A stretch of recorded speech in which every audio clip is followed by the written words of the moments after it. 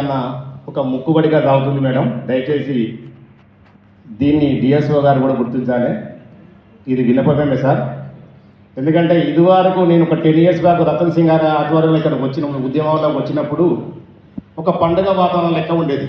ముందు ఒక stalls, food stalls కానీ, వెయిట్స్ అండ్ మెజర్మెంట్స్ వాళ్ళు కానీ, ప్రతి ఒక్కరి డిపార్ట్మెంట్ వచ్చి ఇక్కడ మనకు అవగాహన కలిగించేది.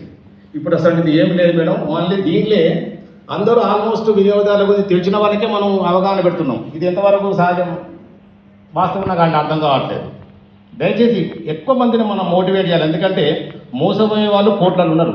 సార్ పెద్దలు డిఓ గారు చెప్పినట్టు కూడా అన్నీ తెలిసిన వాళ్ళు మనకే యాక్ట్ గురించి తెలియదు. ఎందుకంటే మనం we are busy with other works. ఈ ఫోరంకి ఇన్ని ఇన్ఫర్మేషన్ కూడా తెలియదు. మనం ఏ హక్కులు ఉన్నా కూడా మనం తెలియదు. సో దీనికి అవగాహన కలిగించే అవసరం చాలా ఉంది.